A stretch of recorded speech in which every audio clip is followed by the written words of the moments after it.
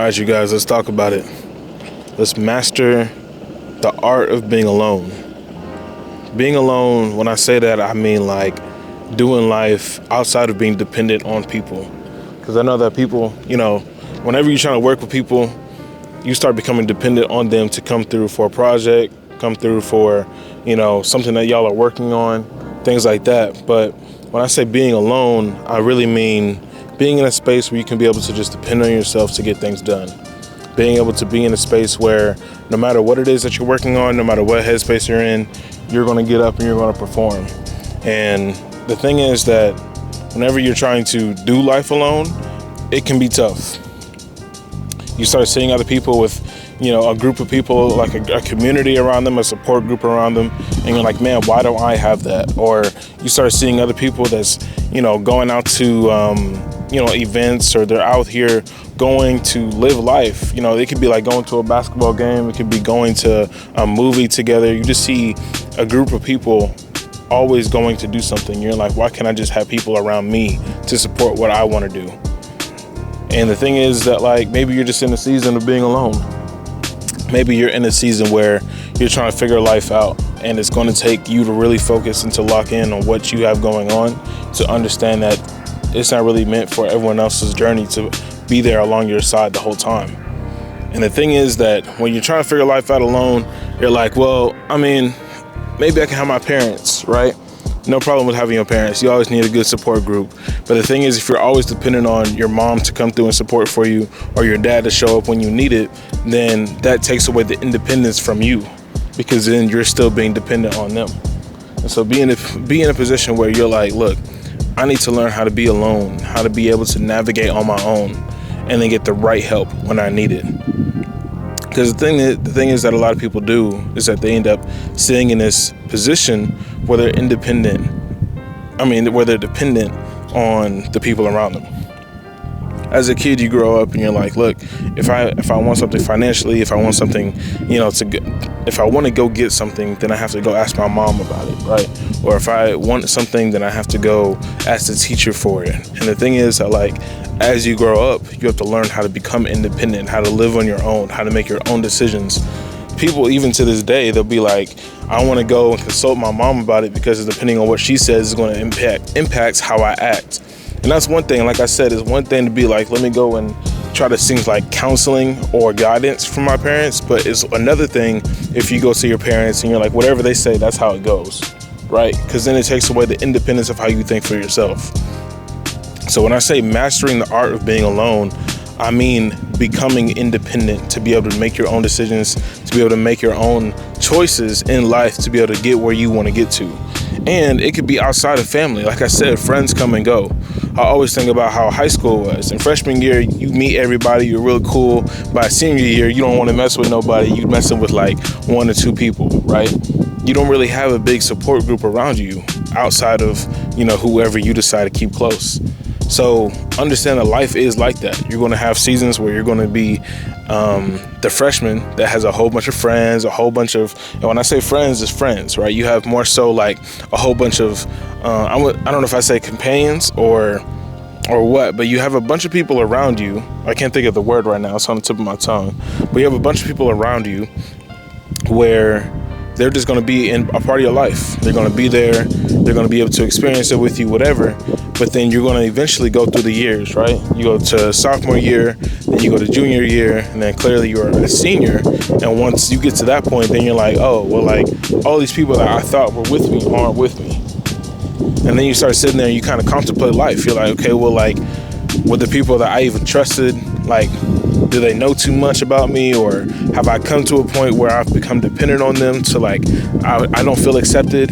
And the thing is that, like, if you're putting that into every single person you meet, you're going to end up losing who you are. That's why I always say, like, restarting and refocusing on you builds who you are and who you want to be.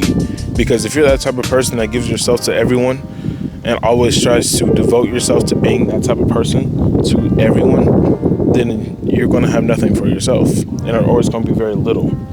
So you have to be very cautious of who you are associating with and trying to find that right friend group to be able to be like, look, this is who I'm sitting with, this is who I'm rocking with, this is who I'm building with, and going from there. I've had a season before where life got lonely, you know.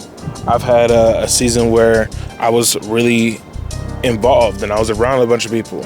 So I understand both sides, and I think that everyone is going to understand both sides. You don't truly feel lonely until you're in a place you've never been before. And that could be a heartbreak, that could be a move, that could be moving out of your parents' house, that could be, like anything. Any place where you haven't been before, life feels lonely, even if it's for a second. You're like, man, I had a girlfriend, I had a boyfriend, and the person that I was with, they was my rock. I would talk to them every day. I would share everything. I would go through life with them, and then things don't work out. Y'all stop talking, and now you feel lonely because you don't talk to that person no more. You come to a point where you're like, man, my best friend, him and I, we went to school together. We would always talk about what's going on at school, and now he's graduated and he's going to college. Now he's hours away. Now I feel lonely. I can't go, do stuff in the city no more. I don't know what to do without him. It doesn't always have to be something traumatic, but it's always something that is going to come up that's going to make you feel lonely. And it's like, what do you do when you feel alone? Do you tend to go drink? Do you tend to go smoke? Do you try to distract yourself? Do you try to involve yourself with the wrong people? Or do you master the art of just being alone? Are you okay with just being by yourself? When it comes to you in your room, are you like, man, I just feel like I need to be texting someone. I need the TV on. I need some music on because I don't feel comfortable being alone. And I think a lot of people nowadays, they're so dependent on anything. It doesn't have to be people. All of a sudden, like I just said, room's too quiet. Let me put some music on. Okay. I don't know, I'm too bored, so let me just throw a show on so it's on in the background. And it's one thing to be like, you're in your own space and you're kind of enjoying your thing. Like, there's no problem with that either. Hopefully that's not coming off. But if you're the type of person that's like, I can't have silence, I can't even be in my own head, I can't understand what it's like being on my, alone, then that's a problem. You have to learn what it's like to be comfortable being alone. And it's always great to seek the right help. But the thing is that if you're seeking the wrong help to take away from being alone, then you're going to end up in a worse position than where you even started. So I'm not saying be alone. I'm just saying, can you master the art of being alone? To be in a space where you can be able to be comfortable with whatever it is that you're doing by yourself. Can you go out to eat and by yourself? You're sitting at a table, it's rather just you on your phone, you talking to the waitress, you watching the TV, just by yourself, or is that too socially awkward for you? Can you go to a library and you just study by yourself? You don't need a study group. Can you go to the park and maybe take a walk by yourself? You don't need to have your friends with you. Can you just do life alone? And the thing is that I like to think about whenever I'm going through life or I come across something hard, and I think it's just because of the way that I've trained myself, I think about, what would you do if no one else was able to help you? What would you do? You come across a point in your life where you're like, dang, I'm in this situation, I'm in this point where I need help, but at the same time, I like to think about, what would you do if help wasn't there? How much would you really want to overcome this? And what would you do to overcome this without the help of someone else? Now, again, I'm not saying don't seek help and don't find the right guidance. I'm just saying, instead of you being so quick to be dependent on, okay, well, my tire popped, let me call up, AAA, or let me call up my mom so she can, or my dad, so they can come and try to fix my tire. Look up a video and try to see, how can I fix a tire? Because what would you do if you were hours away and you can just call your parents and you didn't have the right insurance that they could just come out and fix it? Okay, you want to call a friend, right? Because what? You can become dependent, but you're also seeking the right help. The thing is that what you have to understand is that you're in a position where you're trying to depend on other people. Now, that's just an example, but understanding that whenever you're in a tough situation, what does life look like for you to really figure it out on your own? The other thing I would say is that being alone doesn't have to be so bad. I think a lot of people, they imagine that being alone is a super, super dark, lonely place. I think that being alone builds who you want to be, like I said. And the reason I said that is because being alone teaches you who you are when you're by yourself. When you're with other people, you're trying to be someone for other people sometimes. you're trying to make jokes and you're trying to laugh with certain people. You're trying to fit into different people. But when you're by yourself and you're in your own circle, then you become this person that you didn't even know you could be. You become this person that's like, oh, so I don't really like being around people. I don't really like associating with these type of people or these type of friend groups, because then we lead up in places I don't even want to be at. We end up staying out later than I don't even want to be at. I got work in the morning, but I'm out till 2 a.m. And I know I should be at home, but I'm out with the wrong crowd, right? You start being aware of the habits that you've already built because you're with the wrong people. So being alone teaches you a lot. Teaches you a lot mentally. It teaches you a lot physically, because if you're physically not going out and you're not really like drinking as much, or you're not pouring into yourself in a negative way, then you start becoming physically better. You start sleeping in more. You start being able to eat healthier instead of always eating out. You start doing different habits that's going to get you on the right track, right?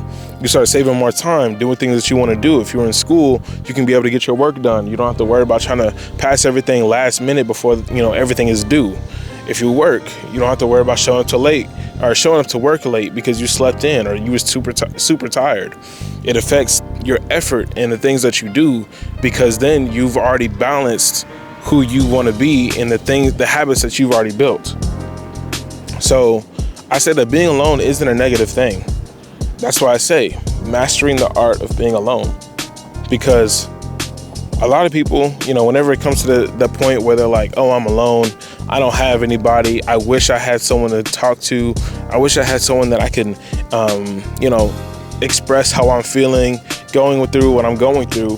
What I recommend to those people, if you feel like you have no one to talk to, start journaling. And I know it sounds like, oh my gosh, I gotta start writing, that's effort, right? Or start recording. If that makes it better, do exactly this. Get a camera or use your phone and just start vlogging. Anything, whatever you're feeling. You're like, look, today it's been a rough day.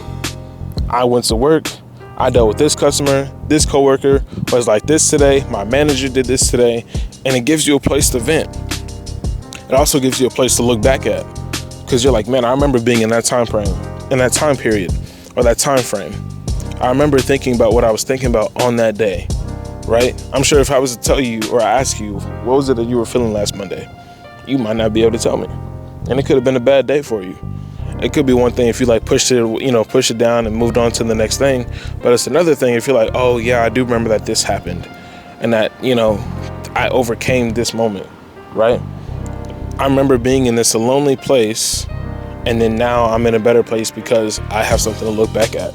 If you like to journal, if you like to write, if you like to read books, things like that, just try to find a way to express, because the moment that you can find a way to let it out, the moment that you can be able to start healing who you want to be. And I think for me personally, I remember when I got this camera, I really did it because I was going to do it for vlogs and I was going to do it for my business. But as I got comfortable talking to the camera and talking on the camera, then I would start just making little videos and being like, well, this is what's going on in life. This is what happened today. Yep, I had this interaction. Man, I'm feeling like this today. This is what happened with trading. This is what happened with the business.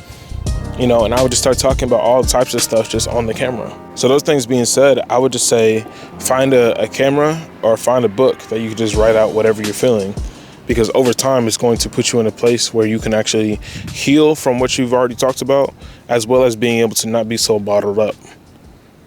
So that's really all I got for you guys. Mastering the art of being alone is not a negative thing. Find the right people to be around. Find the right group to have community with, because then those are the people that's going to really elevate you and get you to the next level that you really want to be at. Being alone, it has its perks, it has its negatives. The thing is that it's like that in life. It's really simple. The only thing is that it saves you the time and the effort from being with the wrong people, and it reveals to yourself who you really want to be and who you are. So master the art of being alone. That being said, y'all, that's all I got. I'll catch y'all in the next video.